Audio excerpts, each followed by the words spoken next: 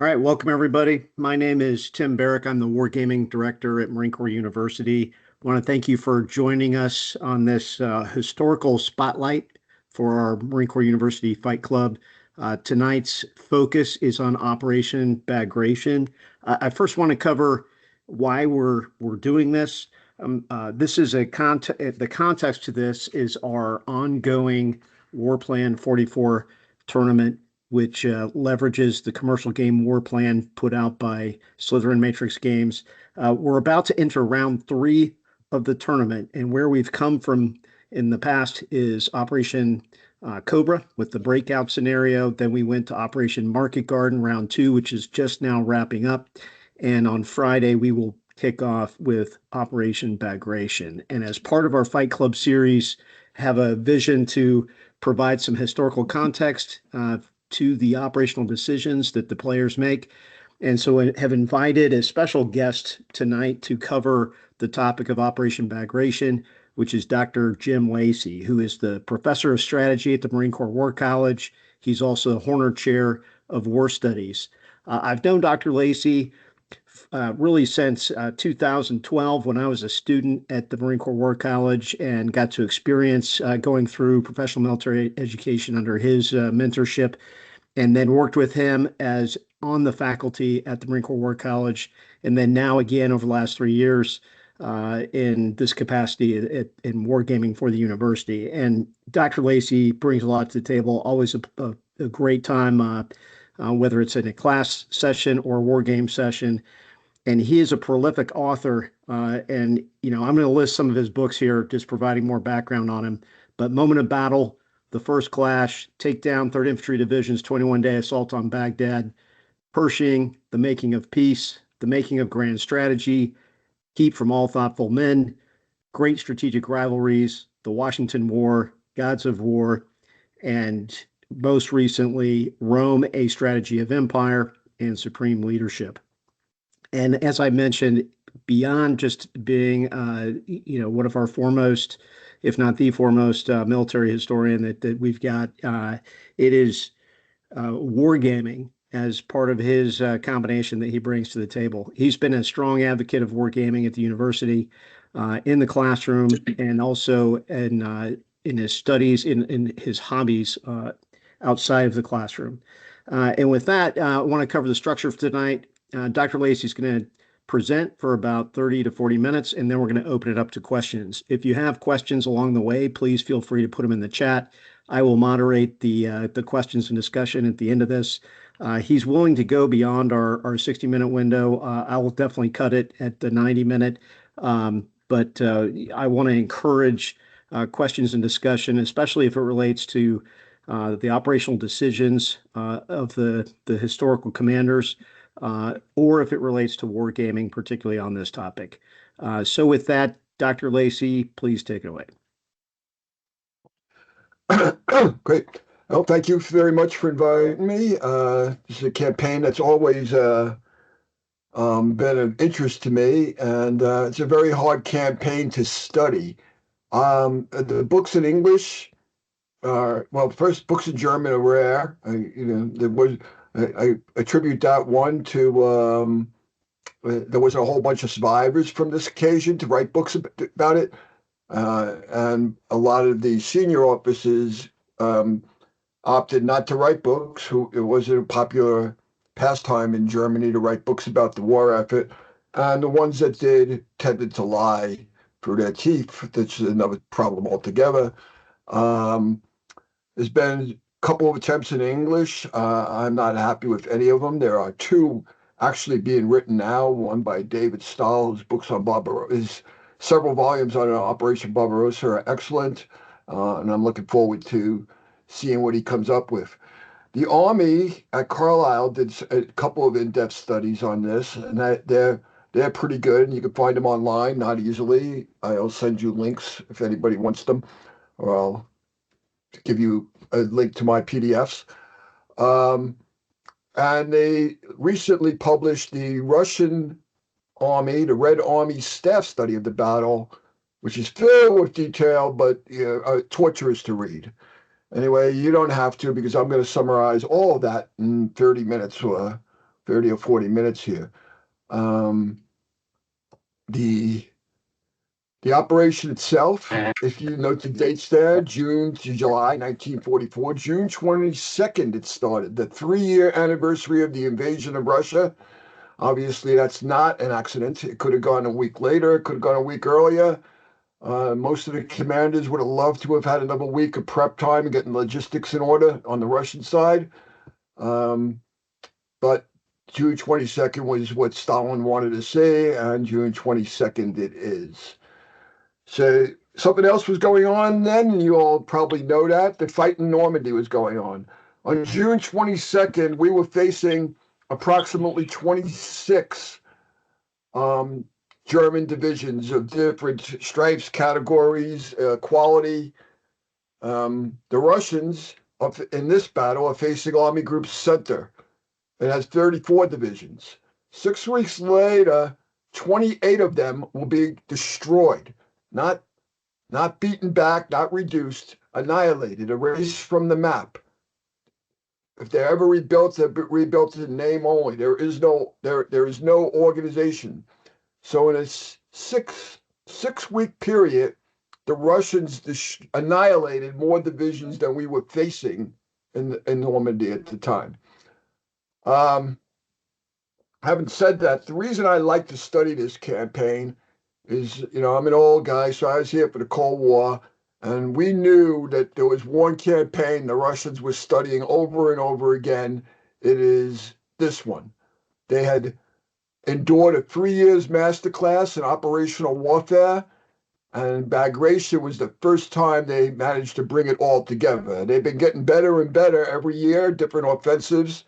They did very well in their Ukraine offensives after Kursk, up to the Dnieper River and beyond in many cases. They showed a considerable degree of operational level brilliance, even if they weren't tactically as good as many German units yet. But in Bagration, they show exactly what they're made of. This is the biggest operation of the war. Some could argue the move from the Vistula River to the Oder to follow this was even bigger. I think it's close. But by that time, the Russians had absorbed all of the lessons, and the Germans were fighting with even less power than they are now. Though they did manage to hold out on the Oder and cost Russian 500,000 casualties to burst into Berlin. All right, that's the preliminaries. There's the map. In the center is the Army Group Center. You can see it with we'll go over this a couple more times again. The Third Army at the top. That's the third. Actually, the Third Panzer Army. It's a Panzer Army in name only. It's got no tanks. It does have 60,000 horses and an unknown number of mules, but a Panzer Army with no tanks. The Fourth Infantry Army. Not many tanks. Then the Ninth Army under Model, who will eventually take over the entire front, and General Weiss's Second Army. The Germans looked at this, and if you look at the front, the Germans are still holding the Crimea. They are wasting an army there. The whole 17th Army is there for political reasons to hold Sevastopol, to allow what little remnants of the German Navy that still exist to operate in the Black Sea. But Hitler threw away an army that could have been on the front, that could have been an operational reserve at the very least. It is sitting there and waiting for the Russians to come police it up. The Germans are convinced that the Russians are going to attack in the south, that they're going to hit Army Group North Ukraine, where you could see General Hoth's 4th Panzer Army, which does have most of the Panzer divisions and most of the tanks on the eastern front at the time. And they want to push through Army Group South and capture the second circle that just showed up, to police the oil fields and take Romania out of the war. That is what the Germans first believe they're going to do. Later, they change it to, I think the Russians are going to blast out of Koliv, which is just south of the Pripyat marshes, and drive all the way to the Baltic and cut off 2 full army groups. That's what they start preparing for in late spring. And that's why Fourth Army gets most of the tanks. That's why most of the Panzer divisions move down to Army Group Center. When this battle in Army Group moves down from Army Group Center to Army Group South, when this battle kicks off, Army Group Center only has one Panzer division in reserve, and that Panzer division only has 40 tanks. That is about the strength, a little bit stronger than a battalion would have been in 1941. So when you think Panzer divisions, don't think in terms of 200 or 300 tanks. Only one Panzer division that enters this battle, the 5th Panzer, has about 140 tanks of all types when it goes in. This is the big terrain feature, the Pripyat Marsh. It's virtually impassable to infantry and armor going north to south. There are a few not very good roads east to west, but it bisects the front. There's if the Army Group South wants to help Army Group North, it's got to put their people on trains. The trains have to go to Warsaw, and then they have to go up to the front. There's no easy way for Army Group South and Army Group North to fight or coordinate. There's basically no German troops in there.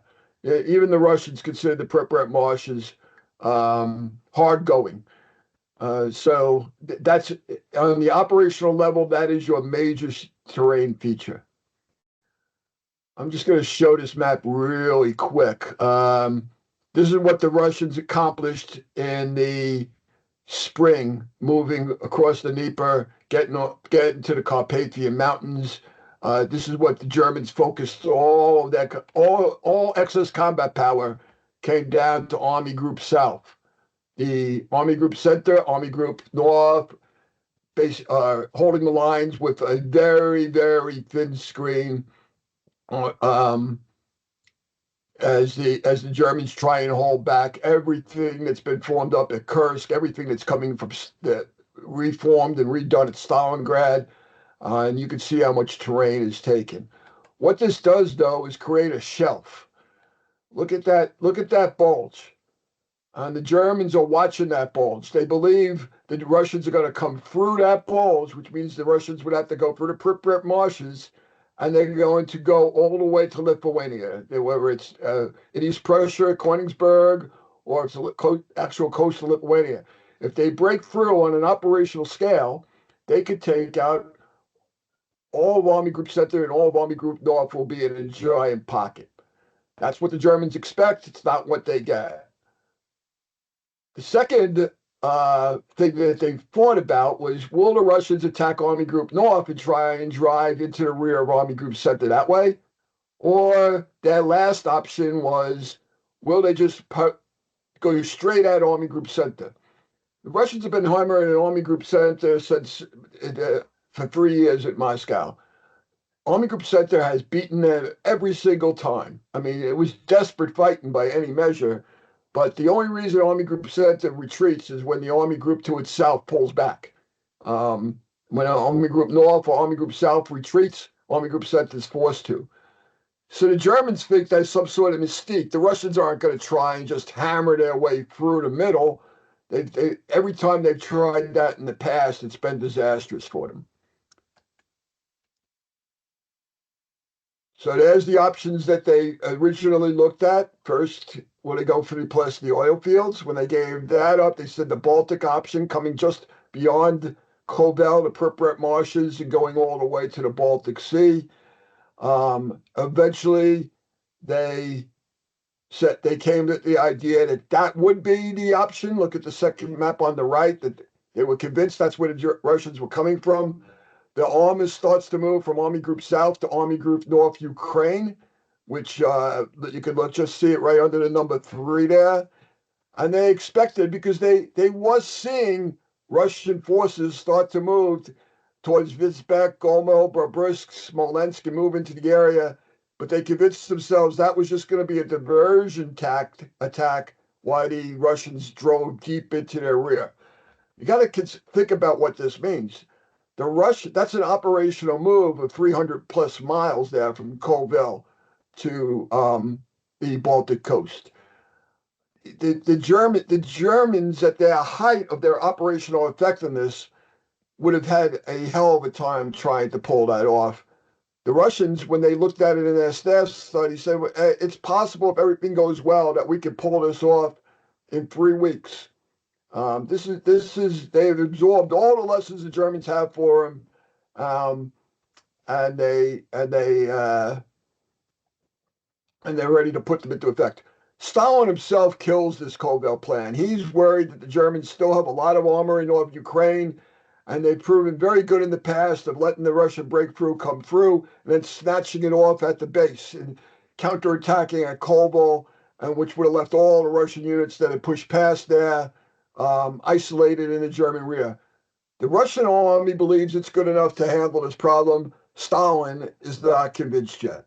So it is basically Stalin who says, destroy Army Group Center. Let's do it by a frontal attack. We have the power. We have the strength. We can do it now. That pushes this decision.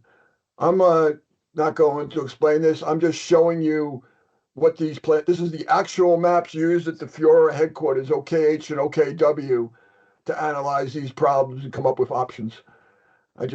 Several of these have been started popping up online recently, and they're pretty informative. Here's a quick look of exactly what happened. We're going to go into this in more detail, but that's Operation Bagration. You can see the 3rd Panzer Army is up there, the 4th Panzer Army, the 2nd Army, 9th Army withdraw, further south. The 2nd Army was north of 9th Army. Those aren't real armies anymore at this time. This is towards the end of Operation Bagration as the Soviets approached the Vistula River, stopped at Warsaw. These are armies only in name. They're shadows. I doubt there's a single division in the 3rd, 4th, or 9th Army that's over battalion strength. I'm just going to let you look at that different map. It shows over here at pinks, you can see what they call the shelf, how inviting that is for a counterattack to go into the flank. There's the armies. This is the German 3rd Army under Reinhardt. He is a great commander. But he's not given a lot of operational flexibility. And his 3rd Panzer Army doesn't have any tanks. He's got limited mobility. Heinrich, 4th Army, is an experienced commander, solid but not brilliant. Model will move out quickly, and then eventually he will be put in charge of the entire Army Group Center. He is Hitler's crisis man. If ever there's a crisis, he's the guy. He's a committed Nazi. He gets away with doing things nobody else can. No one else is allowed to withdraw. Model just withdraws, then asks for permission later. The difference was when any of these other generals went back to Hitler and said, boy, I would love to pull back 50 miles. Hitler would say no.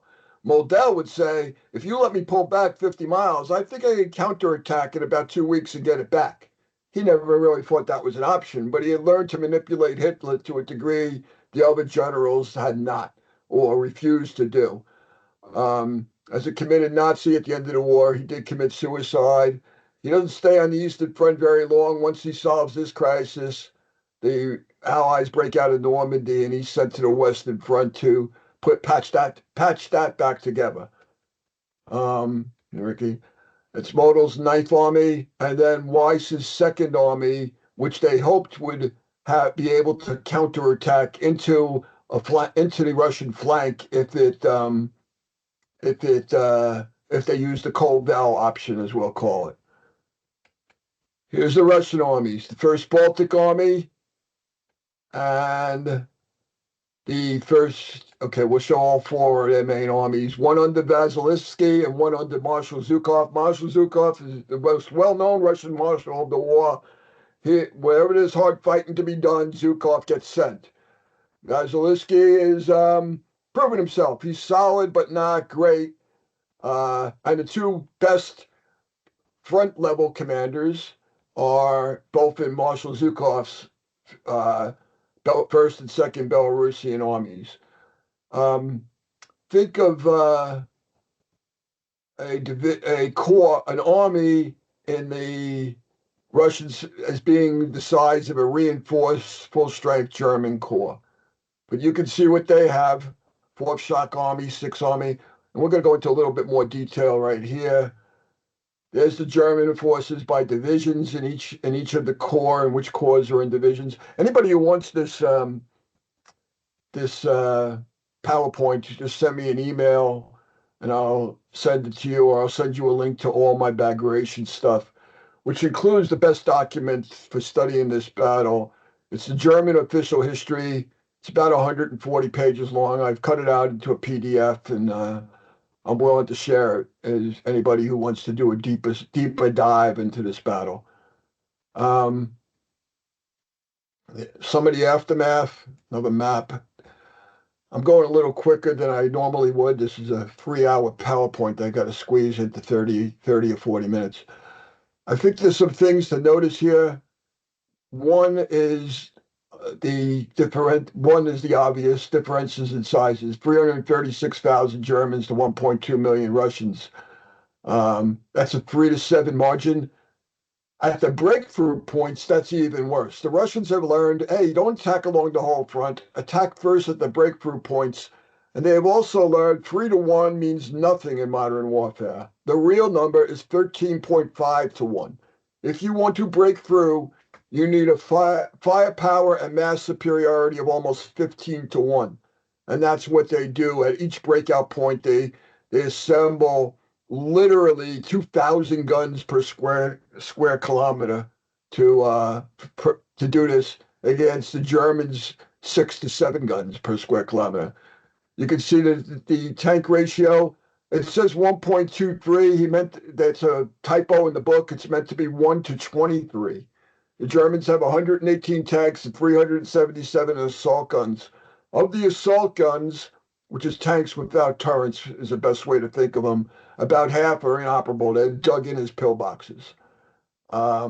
Artillery, 1 to almost 10 to 1 superiority, and the biggest superiority is obviously aircraft. So you can see on the map here the cities, and just take a look at where Witzbeck is. It's got 5 divisions in it from third Panzer Army. And he wants him out of there, and Hitler says, no, that's a fortress city. Osh is a fortress city. Moglev's a fortress city, and Babrinsk is declared a fortress city. And they are not to be given up under any circumstances. The Russians may go past them, but they're not to be given up. This is a reflection of Hitler's stand where you are order that worked in 1941. And he thinks in 1942 that because Stalingrad hung on until middle of winter, it held down 30 to 40 Red Army divisions that could have been pressing west. And he's got this idea, even if they break through, if my fortress cities can hold, that they're going to use so many troops surrounding those fortress cities that it will give me a chance to counterattack. That might have been a good idea in 1942, a not so good idea in 43. In 44, that's a disastrous idea. He's pinning up too many divisions in his fortress cities. In 43, the German commanders learned, hey, Hitler ordered 3 divisions to guard a fortress city. And they would put 1 battalion of each division in there and tell Hitler or the high command, hey, we're garrisoned and we have 3 divisions in there. And the remainder of those divisions would be outside the city ready to maneuver. That didn't fool Hitler for very long. He's got his own special inspectors to make sure his division corps commanders and above are doing exactly what he says. So for this campaign, there's actually several divisions in each one of these 4 major cities. So they sacrifice. Nothing can hold its best once the troops come in on its left and right. They just sit there and wait to starve to death or surrender, breakthrough, whatever. I'm gonna this is some more of the comparisons. I think you just need to see how big this is. This is why this is such a very hard game to war game. It's no fun for the Germans to war game when you're outnumbered this bad. They just swamp you. There's the tank totals. more tank totals, red and green. Look at the difference in army groups that going down the path. The first, second, third, uh, Belarusian. I'm sorry. Uh, these are massive distributions of combat power. But I'm not going to belabor it anymore. Here's Hitler versus the OKW, his high command, and they all said, "Hey, let's pull back to the Tiger Line. We'll integrate those cities. We'll give up Vitebsk, but we'll integrate Orsha and Mogilev." And that line is about 80 miles shorter. It's half of it is right on the Dnieper River. That is a great place for us to hold out. Hitler just absolutely refuses. From an operational point of view, that just seems to make sense. To Hitler, no, I don't even want to talk about it because now every commander on the front is looking over his shoulder, saying, "Boy, I got to get back to the Tiger Line." So and the Bear Line. Hitler actually refuses to let them fortify those lines during the Dull period. So when they do break and run, thinking that there's a fortified line behind them, it's not there. Some of his commanders are saying, let's go back all the way to the Beaver Line now, which is on the Brezhnev River. And that's famous. Once Napoleon crossed that, he felt he was safe from the Rush, on his retreat from Moscow. The the crossing of Brezhnev, famous painting, bloody battle to get through because the Russians had closed the road. They're looking at the Brezhnev River and saying, boy, that covers almost all of Army Group Center's front. Why don't we pull back there right now and hold out along that river? Once again, Hitler says, absolutely not. You're not giving up all of that space. We fought hard for that. Stop. It's a political decision. It is not a military decision. If they did that, all that Russian forces would have hit empty air. By the time they got to the Brezhnev, the tanks would be running out of fuel. Everyone would have to be fed. Millions of tons of ammunition would have been expanded to hit virtually nothing. I don't know that the Germans could have held the Beaver Line, but they could have put up a much better fight for it than they landed up doing on their original lines. There you can see the overall breakout. I'm showing the key points there on the map. Vitebsk, Bobruisk. See where the Ninth Army is? Ninth Army is the last army hit in the south at Bobruisk in the three. When this attack opens up, they actually do it in a series of giant operational pulses. Vitebsk opens up on the 22nd, and by the 23rd or early on the 24th, all of the divisions in Vitebsk are surrounded. And the operational breakthrough, the operational maneuver groups are moving straight to the enemy into the German rear. Ninth Army is up front, and once they close the circle at Bobruisk, almost all Ninth Army is in that circle. The only army to make a good run for it is the Fourth Army, and you can see where when the other two armies are being hit, it's trying to make a fight and withdrawal. It gets surrounded short of Minsk, and when it's making its breakout, it finds out a bigger encirclement had come up on the sides of the smaller encirclement and closed off Minsk.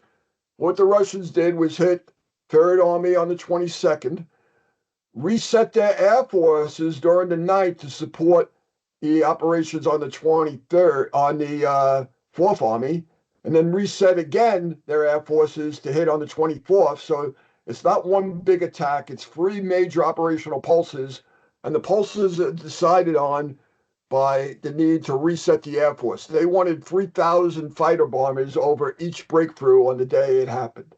And to get that much air power, they had to stagger the offensive.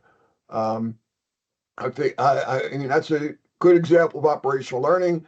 For all of you who are looking at pulsing in the joint, what they call it now, joint operational environment, the joint warfighting concept, pulsing is big. This is a different kind of pulsing than you normally talk about, but one that's just as relevant today as it was then. Third Army hit first. We can go into details as much as you want. The commander Reinhardt is begging to pull out of Vitebsk within hours of the assault starting. By the time Hitler not only says no, he demands that a German staff officer be flown or parachuted to Vitzbeck to make sure the troops don't try and break out on their own. Reinhardt does find the strength to say absolutely not. If somebody's got to jump in, it will be me. And the Fuhrer backs off of that order. But when the Vitzberg circle is closed, 6 divisions are trapped in it. The rest get a pounding that's almost unbelievable. Think of 1,000 guns firing at every square kilometer, picking up after 2 minutes, and then but plastering the next kilometer in line, and then the kilometer behind it in a walking barrage. Then the Russians infantry would break through and mop up.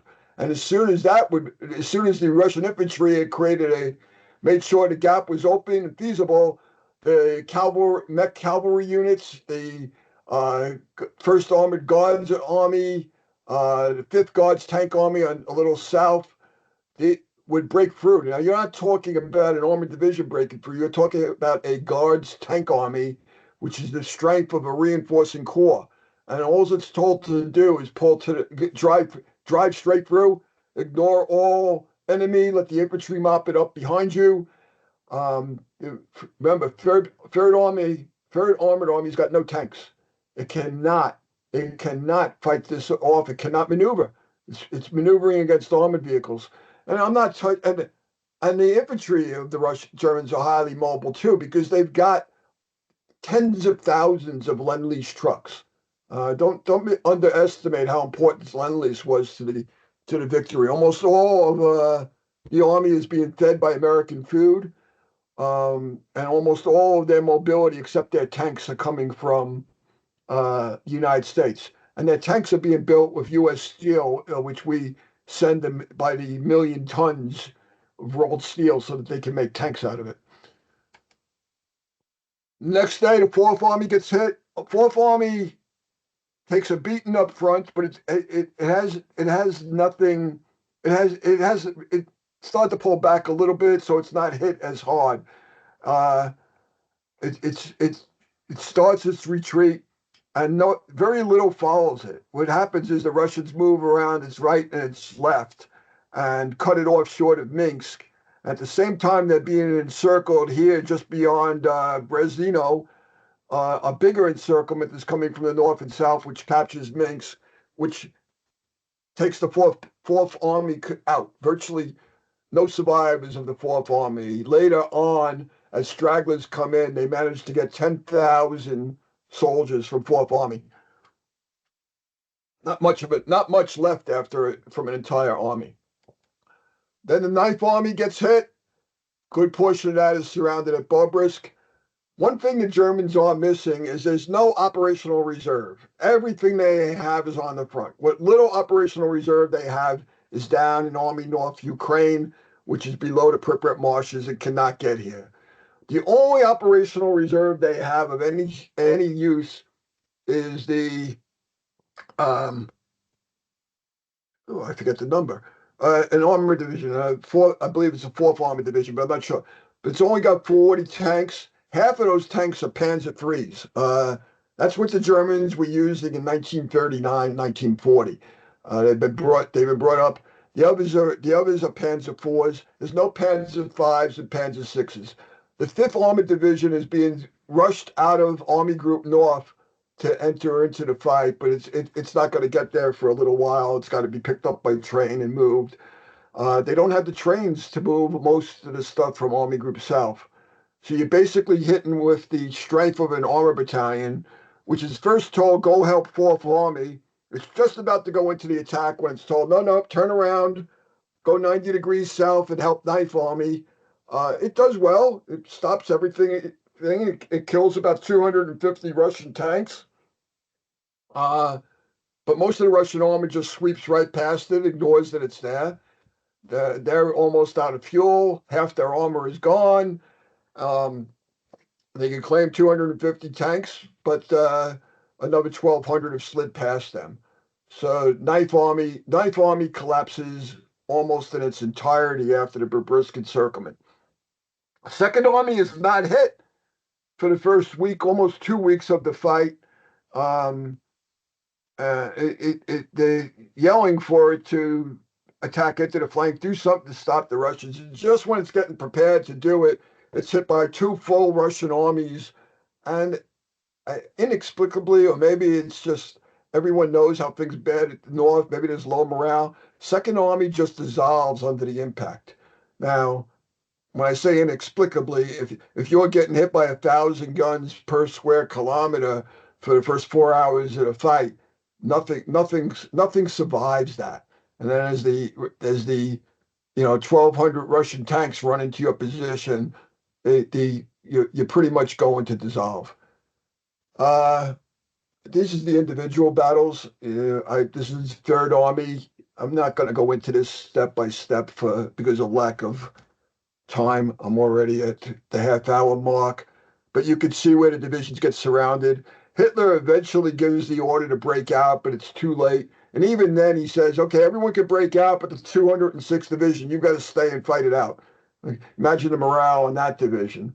Uh, so a whole corps lost at Vitebsk. That's what you can see it on the red. Then encirclement of Ninth Army at Bobrunsk. This is on the third day. This encirclement happens within 24 hours, and a large part of the armies there. You can see the 20th Army coming to help them. That's the only operational reserve, which did so well, and then it gets trapped in the Bobrunsk encirclement. So there is no operational reserve left to Army Group Center. Nothing. There's Bobrunsk, well south of the Third Army. It's the last army in line tack. Third Panzer Army gets hit first, then the Fourth Army gets hit, and the Ninth Army. But the Ninth Army was the first one to completely collapse. This is a Russian map from their Russian official history. I just wanted to see it. That encirclement there, south of Minsk, is the entire Fourth Army. It's gone. This is the rest of the Russians are now just there's nothing in front of them. They are just rushing towards the Polish border. Um, they're operationally planned is to get through and take Warsaw, and then they'll take an operational pause. They almost get there. One of the things that stops them is the Fifth Panzer is put it to the front, and that's got 140 tanks. 20 of those Tiger tanks, and the rest, almost all of the rest are Panzer V. So it's their most modern tanks. The Russians have not put anything into this fight that can stand up to them one-on-one. That division kills about 1,000 Russian tanks. Hitler is telling Model, form a solid line. Model knows he does not have anything near the troops to form a solid line. What he does is start creating camp groups built around the core of tanks. Their own artillery, their infantry, they're like strong battalions or weak brigades. And he's just maneuvering them all over the battlefield. And he's hitting the Russians just as they're reaching their culminating point. The fuel is running out. They've expended so much ammunition. When they get hit, they tend to collapse now. So by doing that in succession, the Fifth Army will hit here for a day. Fifth Army will pick up and move 20 miles south and hit someplace else. And all this time, they're starting to feed the divisions in from Army Group South. Emergency reserves are coming out of Germany. This is they basically just get enough troops together to hit all of the Russian operational maneuver groups at least once, and that brings the offensive to an end. It solidifies Model's reputation as the greatest crisis commander of all. This is a German map. Take a look. This is what they thought they were in front of for Fourth Army sector when the breakthrough happened. That breakthrough with all that Russian red, each one of them is marking a division that the Germans have identified. You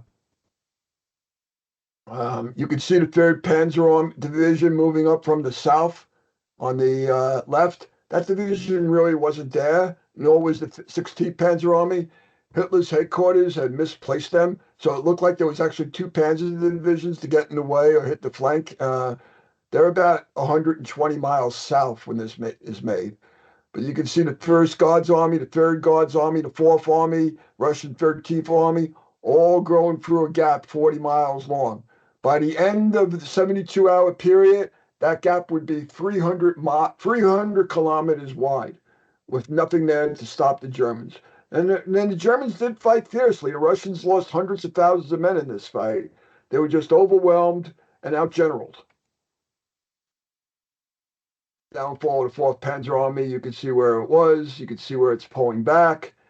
And then no matter what it did in its own sector, the God's Armored Army is moving through 2nd Army and moving through 9th Army and moving through 3rd Army, all aimed at Minsk, trapped the 4th Army in a giant moving pocket that when it got to Minsk just collapsed. Nothing of the 4th Army came out of this fight.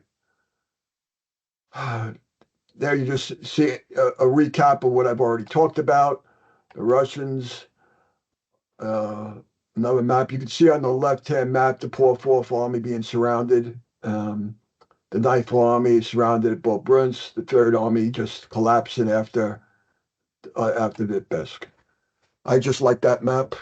It just shows the scope of this operation, what the Russians were able to pull off in terms of maneuver warfare at this late stage.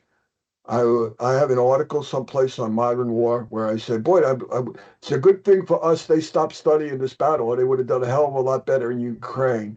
Because at one point they knew how to do an operational level fight that completely overwhelmed an enemy and took a square miles. This is about the size of Ukraine, and conquered all of Belarus in a 6-week period. Finally stopped just short of Warsaw.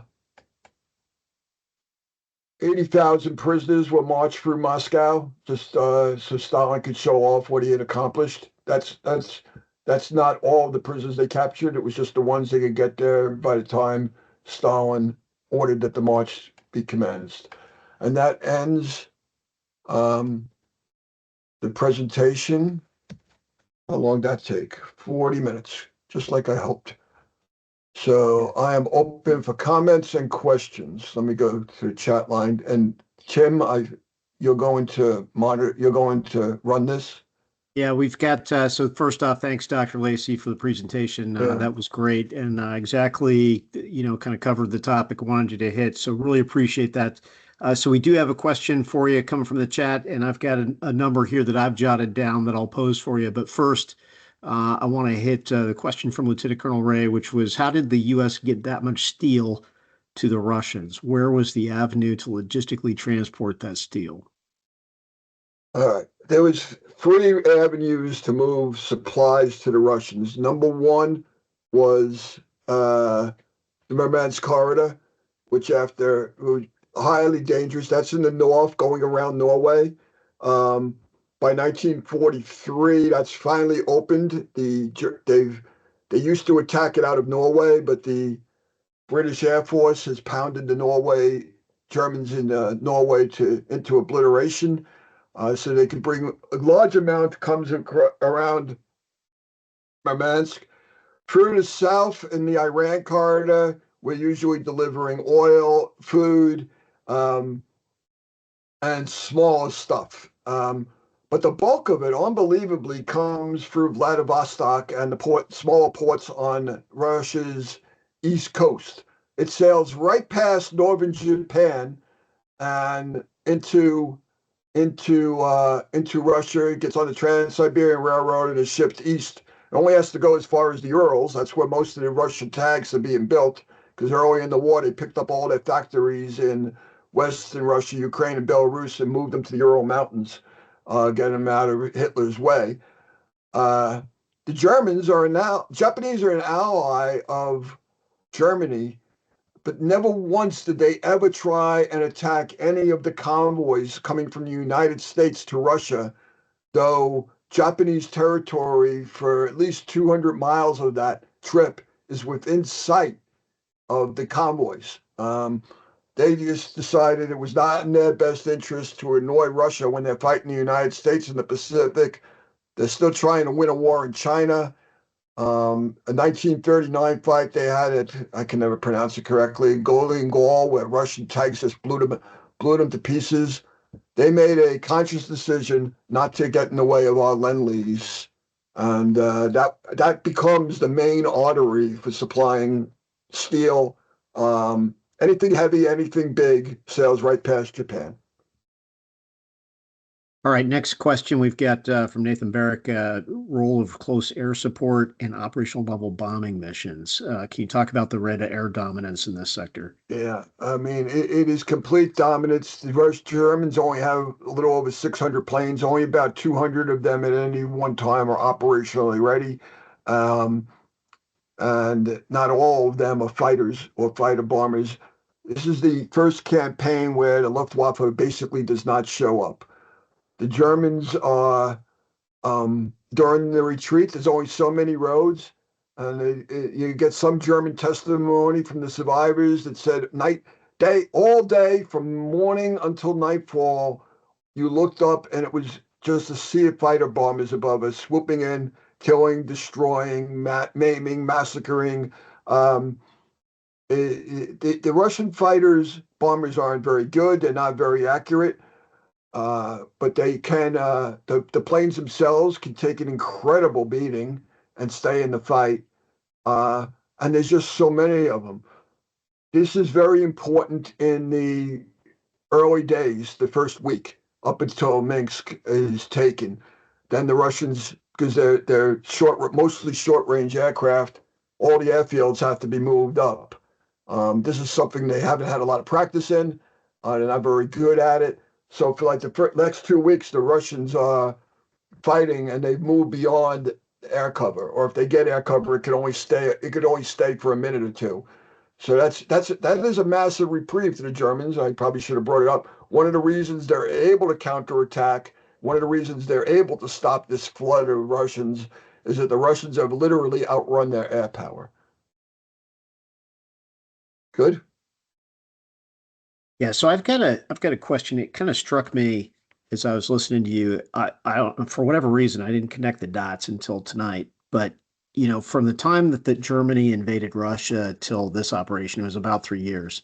And when we look at today's conflict in Ukraine, coming up this summer, it's going to be or coming up here in February, it's going to be 3 years, Yeah. right? And the amount of forces that Russia would brought to bear in this operation, strikes me in contrast to what we see today. That we're not seeing a level of Russian effort comparable to the Russian effort in World War II. And I'm curious as to your thoughts on, the buildup coming up for this operation with Russia. How much of this was, generated in that 3 year period from 1941 to 1944? Was it all generated in that time period, or was this building on a wave of development in the years prior to that? And that's why they were able to achieve, this much mobilization, and perhaps even commenting or contrasting warfare in World War II of what the Soviet Union did with what Russia's doing today. All right. So the Russian production miracle, remember, is funded and supplied by the U.S. and Great Britain, mostly the U.S. There's nobody trying to wreck the Russian economy in 41 and 43 except Hitler. So Lend-Lease, total Lend-Lease to Russia would be in the area of about $1.5 trillion of money today. For Britain only got about, in today's money, 900 billion in Lend-Lease. So the greater majority of our Lend-Lease went to Russia. Now Russia's getting help from China today, but not even a hundredth of the scale that we gave the Russians during the war. So that's one of the big parts. Two, this is what industrial countries have learned to do at this time. And now Russia was moving just like we are into a post-industrial world. It doesn't have the built-in capacity to build thousands of tanks. In 1941, they just picked up that capacity and moved it to the Ural Mountains. Now they would have to start it all over again. Another thing is the whole entire Russian population now is probably a little over 50 million. They had over 100, almost 150 million to draw on for this fight. The 25 to 30 divisions that save Moscow all come from the east. They're all Mongolian and Chinese that happen to live inside Russia. Dozens of divisions are built out of troops from Kazakhstan, Uzbekistan. Russia doesn't have that anymore. I think if the Russians really got serious and there was a Stalin in charge and they were willing to kill the civilians in the street if they rioted, they can make a much bigger effort than they're doing. But their effort's getting pretty big now. I'm beginning to think Ukraine has to make peace or get overwhelmed. But different situations, population-wise, economically. How many tanks can you build when you don't have the steel plant? Russia was relying on China to build most of the products that needed steel. It just doesn't have the industrial base that it had. We might find ourselves in the same problem. We don't make much steel. China makes 10 times as much steel as us, but we might fight a post-industrial war. And I don't need 2,000 tanks if I have 50,000 drones.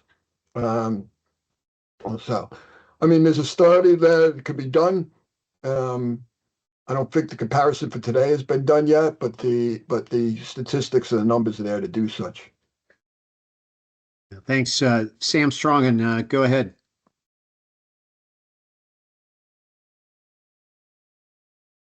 If you still got a question. Unfortunately, I don't right now, but I might again later. I'm sorry. Okay. All right, Doc Lacey, I got another question for you on wargaming the Eastern Front, and I know you've done a lot of war games. What do you consider some of your favorite war games that you've played that hit either specifically Bagration or conflict in general on the Eastern Front? When I was more heavily into a variety of war games. Now my war gaming tends to be war games I'm using in class or trying to figure out a way to use in class, and team war gaming. So I haven't been doing as much war gaming on the Eastern Front as I did when I was a youngster. When I was young, I really liked Panzer Group Guderian. It only covers the assault towards Moscow. It's mostly the Battle of Smolensk. What I liked about it is the Russian units were turned over, and even the Russian player didn't know how strong his units were. And the first game I played, I put 4 armored regiments on the road to Moscow. When they got turned over, they were all zeros, no strength, and I suddenly had a 40-mile gap in my main line. So it became one of my more memorable wargaming experiences. But to actually practice maneuver warfare and think about maneuver warfare, that was great. War in the East was the first monster game that came out that covered the entire war at division level for the Germans, and each turn was 1 week, so it was, I think, a 210-turn game. I have to go back and look at that. And all I remember is the frustration of being a German player and killing Russian unit after Russian unit after Russian unit, and watching this giant fortified line of brand new units being built in front of Moscow, and realizing I could not get there before the mud set in and reduce my marching pace to 1 hex per turn. And they would just, it's just so frustrating. And I have to feel for General, Chief of Staff, General Rader, and we still have his journals, his diary, where he commented every day of the war.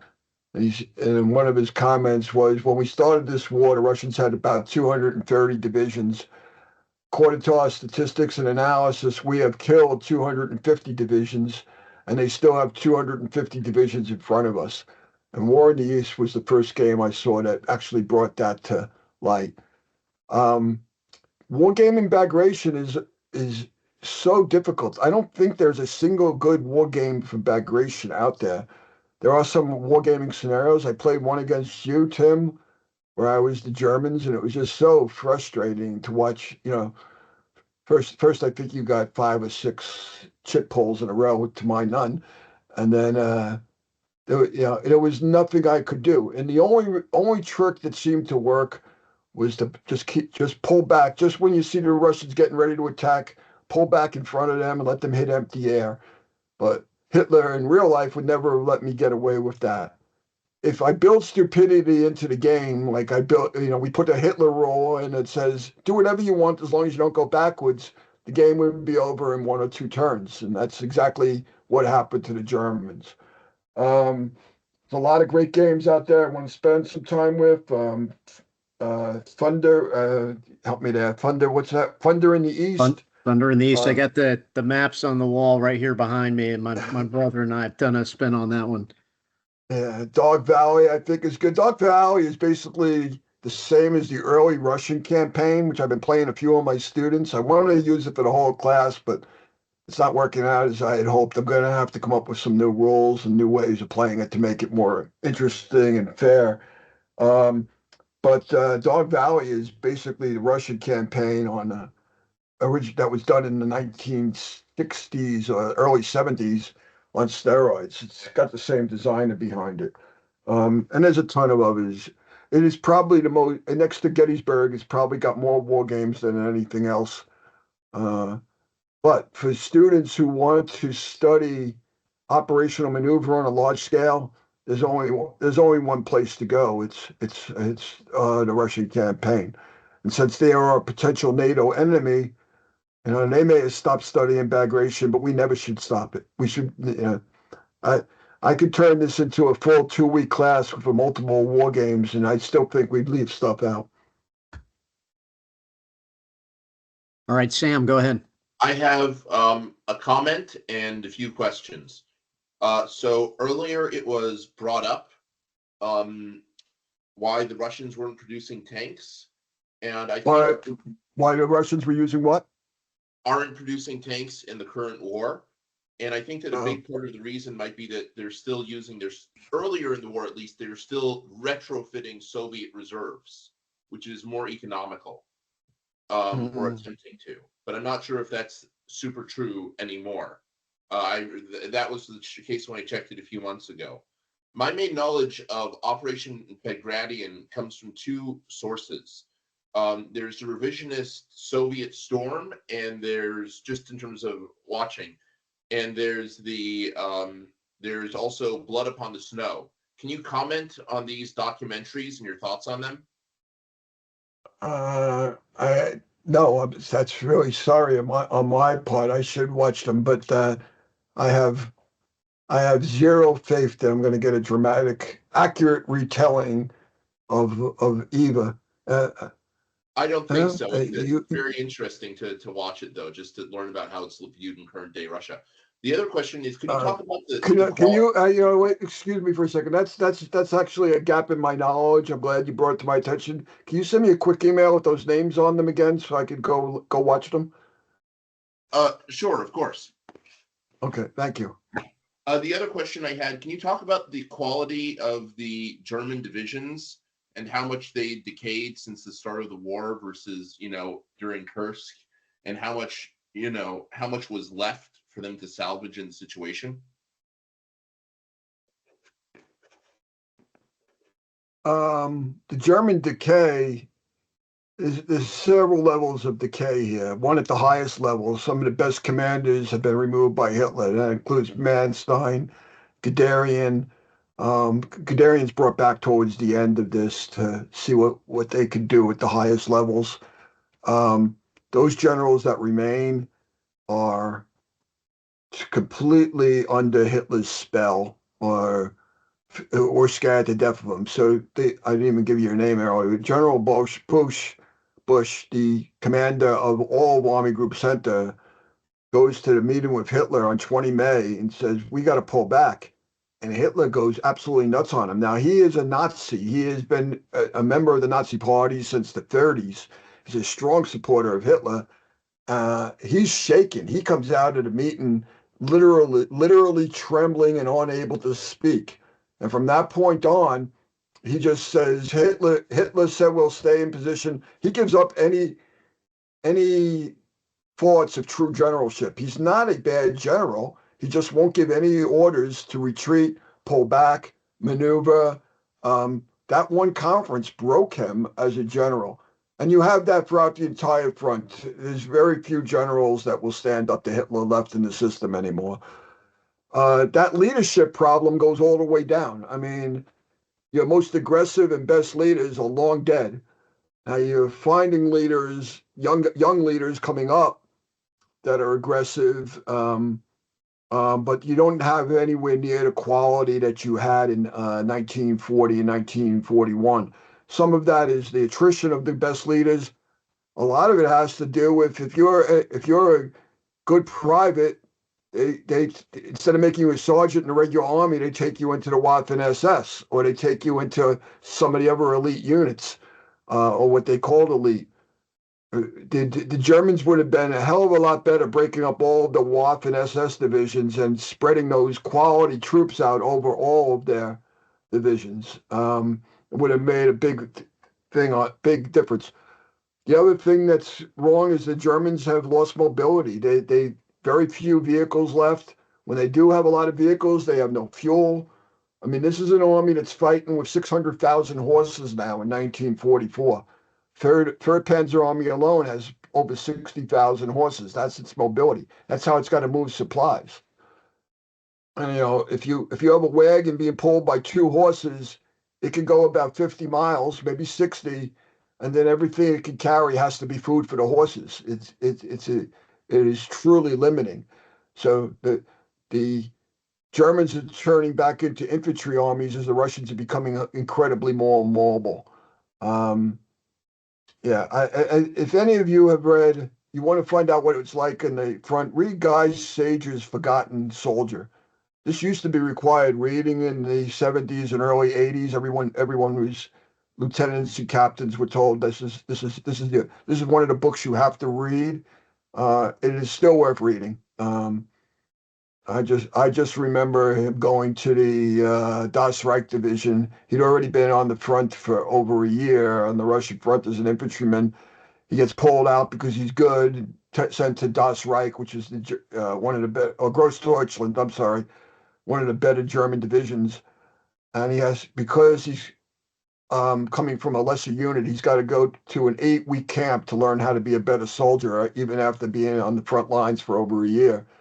And the officer that gave him the talk had them all lie down on the ground and walked on them. He's walking on the division's new recruits, and he stood like 6'6", 245, 250 pounds, and he just hopping and skipping and jumping from one soldier to another as he gave him their welcoming speech.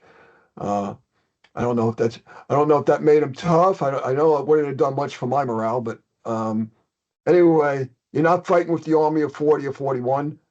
If you do this in wargaming, I remember looking at War in the East and seeing that they had a different combat results table for each year. So a German attack with 1-to-1 force ratio in 1940 had a 90% chance of success, and then 1944 combat results table 1-to-1 attack had no chance of success. You got to build the DK in the unit's qualities is built into the war game as time goes by.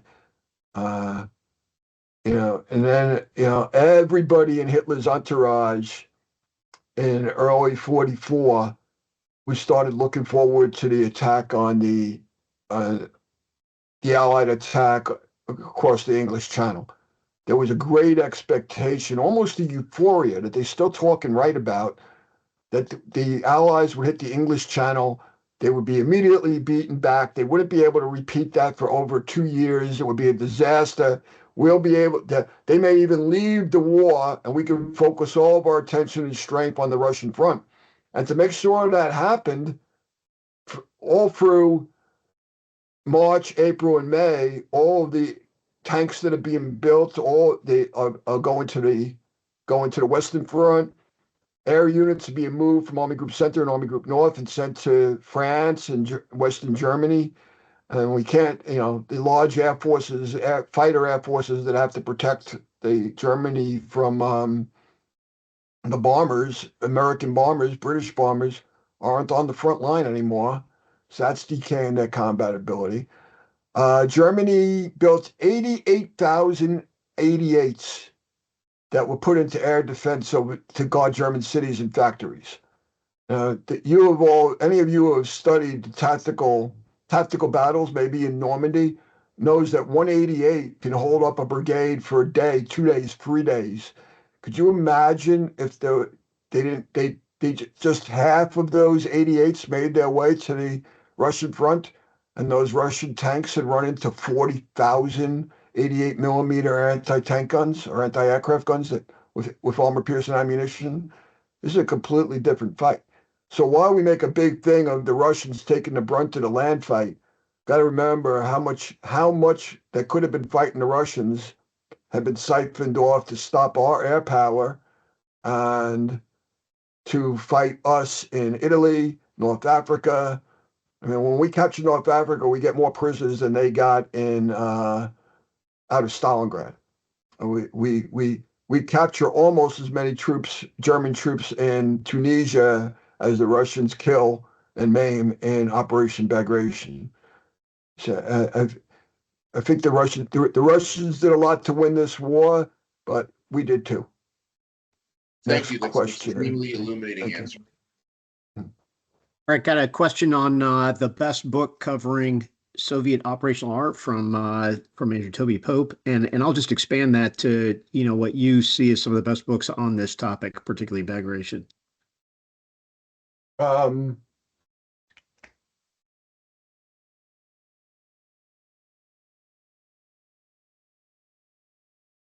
Operational art. You know what? I've got a folder of books I've collected on operational art, and I'm gonna have to dig it out. There's a couple of books that are recommended by Leavenworth, and I'm just very bad at names. I can't remember the titles, but there's a book that came out. They discussed the development of Soviet up. Oh, there we go. Well, Glance. Okay, we'll do Glance in a moment, but on hey Nate, what's the name? Tuchevsky, the guy that Stalin killed just before the war, who developed most of the Russian theories on operational art. There's several books on that. Tuchevsky, correct. There's been new books on that.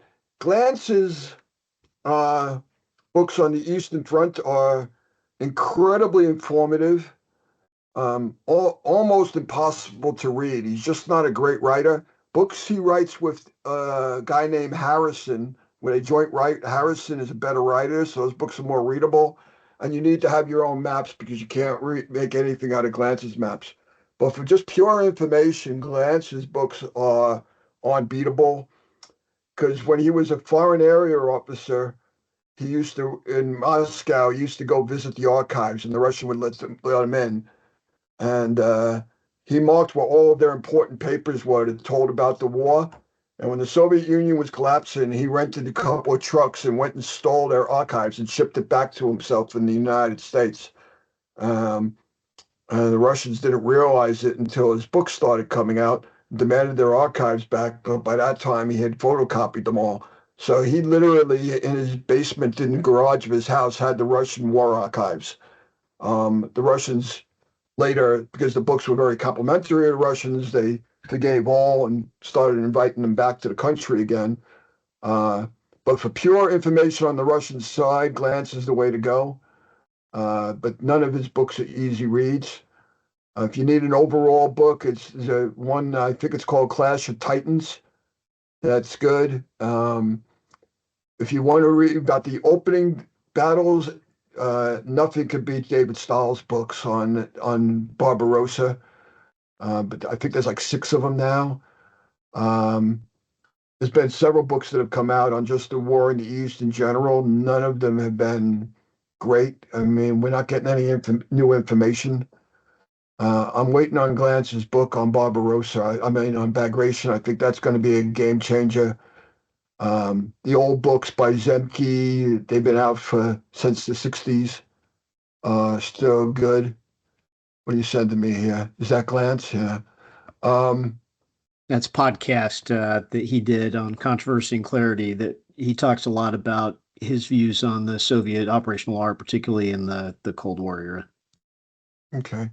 Yeah, David Glance put together a whole series of war conferences when he was at Carlisle in the early 80s. Um, and he brought a whole bunch of German generals in to give presentations, and you could get those PDFs online. And the army made a big push to bring back generals, and they brought Manstein and General Balk. Balk's autobiography of the thing was published only a few years ago. You can buy it on Amazon now. Forget the name of it, Ordering Chaos or something like that. Mellonfin, his chief of staff from the large part of the war, wrote Panzer Battles that came out in the 70s, which is still an incredibly good book. But they brought Mellonfin, they brought Ballack, they brought a couple others, and they put out a bunch of studies, and they all had yellow covers. I remember reading them when I was a lieutenant, and you could find them online. There was a company called BDM, and the guy who ran that company sold it for a lot of money to somebody else, and he's done a lot of great stuff on Ukraine. He's like 75 years old, wandering around Ukraine battlefields. Uh, but I remember reading it as a lieutenant, and one of the questions that they asked General Balk was, how do you deal with refugees? You know, we're going to be trying to bring stuff up to the front, and millions of refugees are going to be heading back. And Balk's answer was, first your machine gun, then your main gun, then your treads. I'm like, my God, that's a guy who was on the Russian front much too long. Uh, he is the first one when he was asked to look at the NATO battle plans, and they're like, "What are you doing?" He's like, "What is this battle plan?" Yeah, it was two up, one back. Everyone remember that from the old days? He goes, "No, no, not 2-1 up back. For 5% up, 95% back. Anything you leave in the beaten zone for the Russian artillery will be slaughtered." And that was one of the driving quotes that drove all of our maneuver warfare, airland battle ideas in the late 70s, early 80s, was the stuff coming that we were finally absorbing from the Germans at that point. Now we stopped doing that. I don't know when we stopped, but we've stopped thinking about that, and we're just starting to get back to it now. But this is stuff I think PME should be doing, running similar conferences and studying these fights, these battles. And then the basic question that was asked earlier this evening is like, how do we take those lessons and apply them to today? I mean, how many people are out there studying the Central Pacific to see if there's anything that we can use in case there's another fight with China? There might be a few, but not near the amount of study we put into history in the past and wargaming. The amount of wargaming we did to fight the Soviet Union uh, dwarfs the wargaming we are doing today as institutions, not just PME, but military institutions.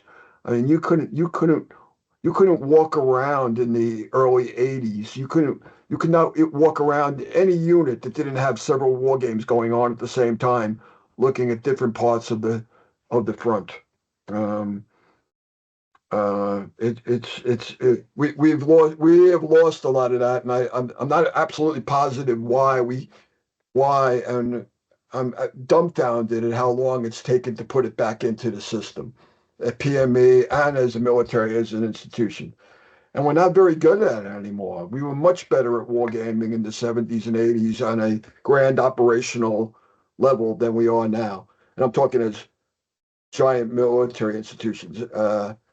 I mean, Tim Barrack putting together OWS. I look at a lot of war games. I go to a lot of war games at Joint Staff and OSD, and I'm like, there is nothing that can touch the war games we use at MCU. I'm like, stop doing this game and adopt OWS. I must have said that 1,000 times in the last 4 years. Uh, but I'm gaining a little traction here and there, and Tim is a great salesman for the game himself. But the best operational level war game we have right now in the system is MCU's, the Marine Corps' operational wargaming system. And if it was up to me, every PME class would spend half the year doing nothing but play that game. But they haven't left that up to me. Well, thanks. All right, Thanks I'm for off that that. soapbox. Thanks for the plug, Doc Lacey. Okay, another couple questions. We may end up going all the way up to 8:30 Eastern time here, so I'll push through these. We got two more. Did Army Group North Ukraine, this is from Major Mark Dougherty, did Army Group North Ukraine attempt to relieve pressure on Army Group Center? Was anything beyond the swamps preventing lateral support? Don't underestimate those swamps. That Pripyat marshes is the size of New England and New York, and it's massive. Um, eh, they eventually got the orders to help, but the assault starts on July 22nd, June 22nd, and the first units coming out of the south in any sizable numbers aren't arriving until after July 15th. So you basically got 3.5 weeks with nothing coming. Then it's got to come into it's got to come into an assembly point. Ammo's got to be picked up. It's got to pick up fuel. Troops have to be reorganized. Food's got to be delivered. So you basically are fighting for a month before any help comes, and it's only coming in small drabs. One, Operation Bagration is in week 4, and they launch a 6-army assault on Army Group North. The week after that, they launched 6 more armies against Army Group South. The entire 1944 offensives that began on June 22nd eventually engulfed the entire Eastern Front. So the Russian preponderance in men and material pinned a lot of stuff there. And the Germans just don't have a ton of operational reserves to send. Even in the Army Group North, if they wanted to send it, they got to go down one rail line. It's got to go to Warsaw, and it's got to come thing. Partisans on the first day of Operation Barbarossa blew 4,000 different sections of the railroad tracks out. On day 1, there was 4,000 railroads explosions on the German railroads that just brought all supplies and movement to a halt until railroads could be repaired and guarded and put back into operation. So logistically, moving north-south is always hard. The Russian partisans made it much harder. Model is getting a division here, a division there. Now there's they call it the miracle, the miracle of the West. It's called in the American, but it's also on the East. Hitler in Germany, I don't even know what the number is, but he builds somewhere in the area of 40 or 50 divisions, Volksgrenadier divisions, Panzer Grenadier divisions, and such, and that's what he builds his Siegfried line in the West. But a bunch of those divisions also go to the East. It is literally a miracle of resilience that the Germans lost their divisions in Normandy, and then lost Operation Bagration, and then stayed in the fight. I mean, this fight's over in July of 44. The war doesn't end until April of 45. The resiliency of a great state power has to be considered. I mean, we've been looking at war plans for years now, where it's strike, strike, strike. The enemy surrenders, we win. Great states don't do that. Great states take an incredible beating, unbelievable amount of damage and destruction, and stay in the fight. This idea that we can win against any country just by strike, strike, strike is foolish as a starting point, but against a great power, it's just complete nonsense. When we get into a fight with China, and we fire all our missiles and they fire all their missiles, everyone's going to go, okay, what's next? That's a multi-year fight. And our war plans, as much as I'm allowed to talk about them in this open session, aren't really designed for the realities of great state conflict and the realities of the resilience of a great state economy. I think that's all I got. Got a question here from, and this might end up being the last one here, but we've got Lieutenant Colonel Robert Barbaris asked a question. Was the decision to relieve Bush and replace him with Model just a week into the fight a mistake for Hitler? Should he have fired Bush before the Bagration kicked off or left him in command for the entire fight? He should not have left him in command for the entire fight. I don't think, let's say he put Modell in charge earlier before it started, then Modell would have been hit with that massive assault, which he, even with his proven operational brilliance, there was nothing he could have done in the first couple of weeks to make it better, unless he was going to outright defy Hitler and pull the entire army group back before the Russians hit. I don't think even Model would try and do that.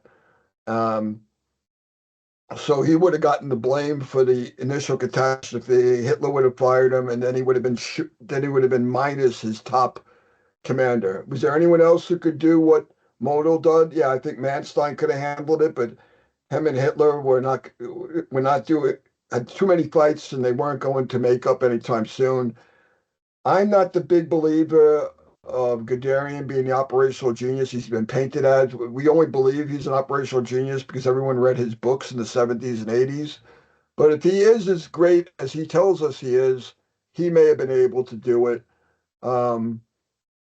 Yeah, I mean, you're running out of good generals, and even good, and this is not a battle you want to have a good general, and you actually need an operational genius. And I don't think I think Modell as human being is somebody that should have been killed in infancy. He's a horrible, horrible person.